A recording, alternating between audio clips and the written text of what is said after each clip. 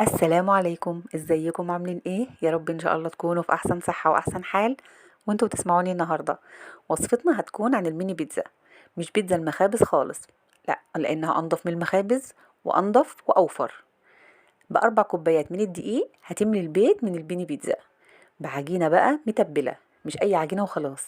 هقولك ازاي تتبلي العجينة بتاعت البيتزا تخليها تتاكل حاف، مش هتاكلي الحتة اللي فيها الحشو وتسيب الباقي، استحالة.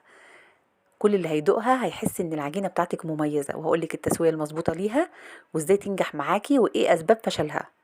تابعيني لاخر الفيديو، هتعملي احلى ميني بيتزا ان شاء الله، وبعد ما تعمليها استحاله تشتريها تاني لان هي مش هتعجبك خلاص. تعالوا نسمي بسم الله الرحمن الرحيم ونصلي على رسول الله عليه افضل الصلاه والسلام، ونشوف هنعملها ازاي بطريقه سهله جدا واقتصاديه جدا. عشان تنجح معايا العجينة لازم الخميرة بتاعتي تكون شغالة، يكون فيها مفعول، ما تكونش باردة. فأنا بحب أعمل دايما تيست للخميرة قبل ما أضيفها على العجين. حطيت نص كوباية من المية الدافية، وهضيف عليها معلقتين صغيرين من السكر، وهضيف عليها ظرف الخميرة كله. ده ظرف خميرة بيعمل من نص كيلو لكيلو دقيق، بيشتغل معاكي من نص كيلو لكيلو دقيق، أي نوع خميرة تفضليه، بس المهم إن هي تكون شغالة ومفعولها موجود. بحب اعمل التست ده عشان اتاكد ان الخميره شغاله وفيها إيه هتخمر لي العجينه بسرعه. وبغطيها وبركنها على جنب شويه، الميه بتاعت الخميره تكون دافيه.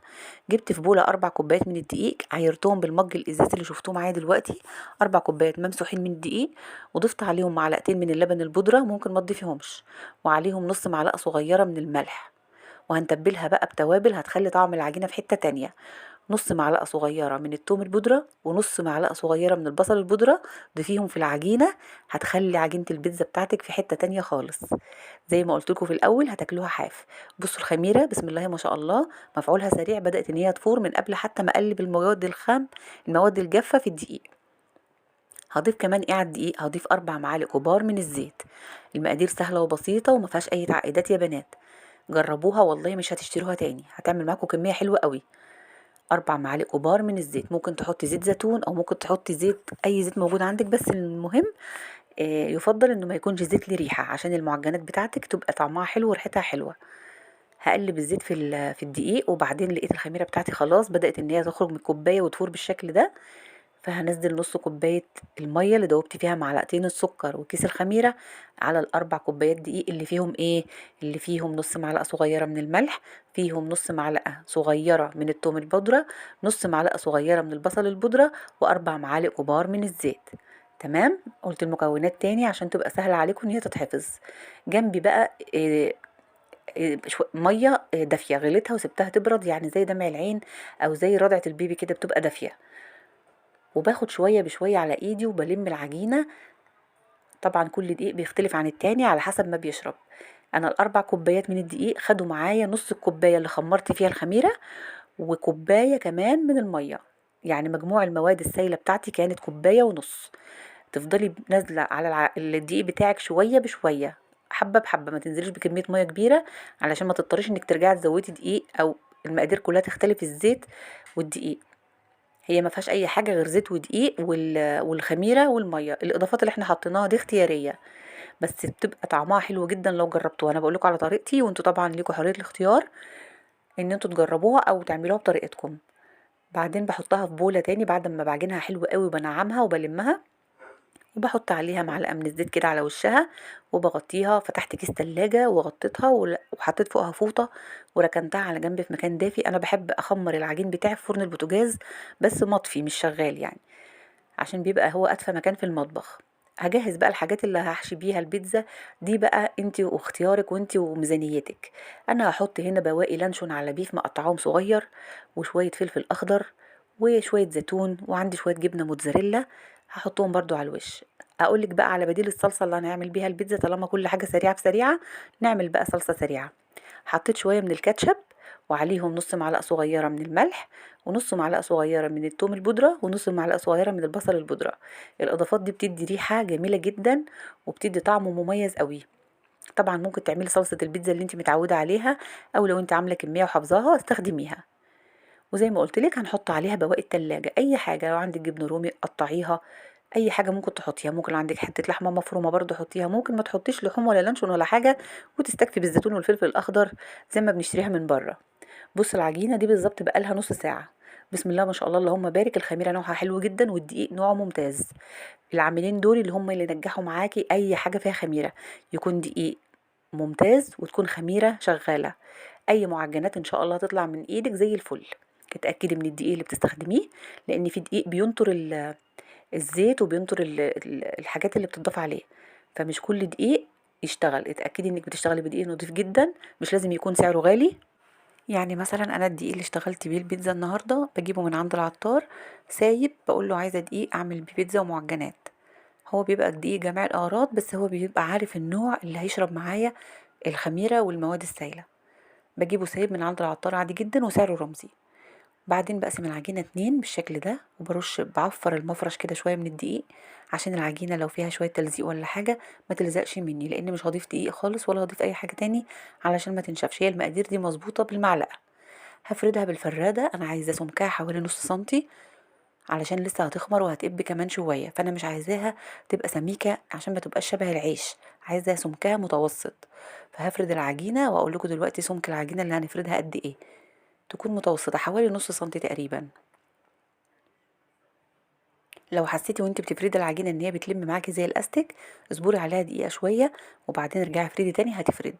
وده كمان من عوامل نجاحها، ان انت لما تيجي تفردي العجينه تلاقيها بتلم معاكي، اعرفي ان العجينه بتاعتك ناجحه. بس هي محتاجه ترتاح مش اكتر. ده سمك العجينه اللي انا محتاجاه، لان لسه برضو زي ما قلت لكم هتعلى شويه كمان. قطعي بقى بالقطر اللي يناسبك، انا هقطع بالكوبايه وهقطع بالبوله. بالقطر اللي يناسبك، عايزه تعمليها كلها بالكوبايه اعمليها، عايزه تعمليها بحجم البوله اعمليها، الحجمين دول حلوين جدا. بس انا حبيت اوريكم الشكلين في النهايه هيبقى شكلهم ايه عشان تعملي اللي يناسبك بعد كده ان شاء الله. ما قطعتش بالحجم ده كتير، عملت كذا واحده بس كده وبعدين عملت الباقي كله بالكوبايه عشان بيديني الحجم الميني اللي كل الكبار والصغيرين بيحبوه. دي بتبقى كبيره شويه فبتبقى مشبعه اكتر، وبرده بيبقى حلوة لو عايزة تعملي منها شوية. بصوا سمك العجينة بتتقطع كده نص سنتي. هرصها في صينية، بس انا دهنة الصينية بمسحة زيت خفيفة جدا. هشيلهم، هي بتتشال بكل سهولة ومش بتلزق ولا حاجة، وفردها كويس ما ضفتش اي حاجة غير تعفيرة الدقيق اللي عفرتي بيها المفرش. وبفردها في صينية مدهونة زيت وبسيبها بقى لغاية ما افرد كل العجينة، وبعدين ابدأ نعمل الخطوة اللي بعد كده.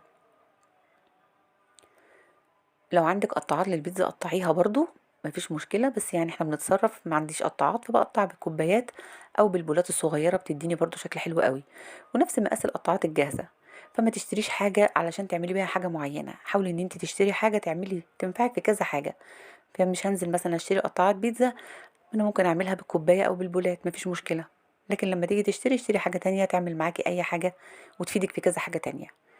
ده شكلها بعد ما رصيتها في الصينية. بصوا الكمية بسم الله ما شاء الله، عملت كمان صاج كبير مليان من اللي قطعتها بالكوباية. مهم جدا خطوة ان انتي تعمليها بالشوكة، تفتحيها بالشوكة علشان ما تقبش وما تحط عليها الحشوة تقع. مش عايزاها تنفخ كده من النص وتقب، فلازم تشكشكيها كده بالشوكة او تخرميها بالشوكة في كل الجهات بتاعة البيتزاية. وبعدين البديل اللي عملناه للصلصة السريعة، احنا هنعمل بقى صلصة سريعة علشان البيتزا بتاعتنا سريعة وسهلة. فشوية الكاتشب زي ما تبلناهم مع بعض. ما تكتريش في الملح اللي هتحطيه في الكاتشب، ربع معلقة، ما تكتريش عن نص معلقة بالكتير على حسب كمية الكاتشب اللي تستخدميها. حطيت بقى زي ما قلت لكم بواقي اللانشون وبواقي البيف. ممكن تحطي اي حاجة عندك، ممكن تحطي فلفل اخضر وزيتون وخلاص. ممكن بدل الجبنة الموتزاريلا تحطي شوية جبنة رومي. اقتصدي فيها، بس هي في الاخر هتطلع طعمها حلو والعجينة الواحدها روعة. شغلت الفرن بعد ما شكلت البيتزا دلوقتي علشان هي بتخمر بسرعة بسم الله ما شاء الله، وانا مش عايزاها يعني ايه تخمر كتير قوي. هي كده كده يعني ما شاء الله الخميرة حلوة، والعجينة خمرت قبل كده مرة ومستوية، فهي دوب بعد ما ارص الفلفل واللانشون على البيف على الزيتون. بس مش هحط الموتزاريلا دلوقتي. ليه بقى؟ لان لما بحط الموتزاريلا في الاول وبدخل البيتزا بتنشف وبتبقى لونها غامق وبتبقى عامله زي القشره كده فوق البيتزايه. فانا مش عايزه لونها يغمق، انا عايزه لونها يبقى ذهبي كده فاتح، فمش هضيفها خالص دلوقتي. لو عايزه تحطي جبنه رومي ضيفيها قبل ما تدخليها، لكن انا عشان احط موتزاريلا فسهل ان هي تسيح بسرعه، فهدخلها بعد ما اسيب الصاجات في الفرن 10 دقايق. بنسوي البيتزا ازاي؟ الفرن بيكون اعلى حاجه، لان هي اصلا متخمره فما بتاخدش سوى وتسويه كتير. بيبقى اعلى حاجة علشان يسوي معايا بسرعة ويديني لون حلو من تحت ومن فوق. بصوا عملت كمية قد ايه، الاربع كوبايات كمان اللي قطعناهم كبار دول اخدين برضو كمية، لكن لو تعمليها ميني بيتزا كلها، لو تعمليها بقطعة الكوباية هتعمل معاكي كمية اكتر من دي كمان. دلوقتي بقى خلاص خلصت كل البيتزا. زي ما قلت لكم مش هحط بقى الموتزاريلا ولا اي حاجة خالص، لما تطلع من الفرن بعد 10 دقايق هتتشمع وتبقى يعني خدت بقى السخونية بتاعة الفرن وعلت شوية كده وهشت. هخرجها بعد 10 دقايق. تمام. على نار عالية نحطها على الشبكة اللي في النص. هدخلها دلوقتي على طول. اول ما بتدخلي البيتزا الفرن بتشم ريحة رهيبة، بتملي البيت ريحة مخبز واحلى كمان. طلعتها بقى دلوقتي بعد 10 دقايق زي ما انتوا شايفين اتشمعت وخدت من الجنب كده لون خفيف. دلوقتي هحط بقى الموتزاريلا عليها وهدخلها تاني. الخطوة دي بعملها علشان الموتزاريلا ما تتحرقش، بتبقى محروقة وبتبقى زي القشرة كده، مش حلوة، الموتزاريلا ضعيفة وبتسيح بسرعة. هدخلها تاني بقى برضو حوالي 10 دقايق كمان، يعني مدة سوي البيتزا كلها من ربع ساعة لتلت ساعة. طلعت الصاج التاني اللي فيه الميني الصغيرة اللي متقطعة بالكوباية بالقطر الصغير، برضو حطيت عليها شوية من الموتزاريلا، اشمعنى هي يعني وطلعتها كمان بعد 10 دقايق. بيبقى ده شكلها وده لونها من تحت. دي التسوية المظبوطة للبيتزا، وفي نفس الوقت طعمها حلو ومستوية وهشة من جوه جدا. بصوا بأربع كوبايات دقيق وشوية مية وتوابل بسيطة جدا جدا عملنا أحلى ميني بيتزا. والله إن شاء الله من غير حلفان كمان مش هتشتروها تاني. الولاد لما يدوقوها وانتوا كمان لما تدوقوها من صنع ايديكم مش هتفكروا تشتروها تاني. احنا دايما بنلجأ دلوقتي لوصفات التوفير، فاعملوها ووفروا، تبقى موجودة عندكم في البيت جميلة جدا. بصوا كمان العجينة من جوه هشة ازاي، قطنية جدا. اروع بيتزا هتاكلوها باذن الله بعد ما تعملوها بالطريقه دي. اتاكدي دايما من عوامل نجاحها اللي قلتلك عليها. مش قادره اوصف لكم ريحتها وطعمها كان عامل ازاي. العجينه المتبله دي سحر يا جماعه في البيتزا، اي حاجه تحطيها فوقها بتحليها. اللي بياكل ملوش دعوه التوبنج اللي على البيتزا، بياكل العجينه. عجباه جدا وتحفه وجميله. بصوا كمان الحجم التاني احلى كمان من الميني، الحجم المتوسط ده روعه. ينفع بقى كمان للكبار بيشبع وممكن تاكلي واحده منه بس، لكن الميني بتبقى مغريه كمان للاطفال اكتر. هي في كل الأحوال طعمها حلو، وجودها في البيت صيف شتاء مهم. وفروا بقى واعملوها وامشوا على المقادير والخطوات مظبوطة. المقادير ما فيهاش أي حاجة، مش مكلفة خالص. ده المقاس وده مقاس تاني. يا رب تكون عجبتكم وإن شاء الله تجربوا الوصفة وتنجح معاكم بإذن الله من أول مرة. وما كنتش طولت عليكم الفيديو، بس أنا حبيت أقول لكم كل تكاتها وكل خطواتها اللي بعملها بيها عشان بإذن الله تبقى أمانة لأي حد يجربها. لو عجبك الفيديو ما تنسيش تدعميني بلايك واشتراك في القناة علشان تشجعيني اعمل لك ان شاء الله فيديوهات جديدة بوصفات موفرة جديدة. في حفظ الله.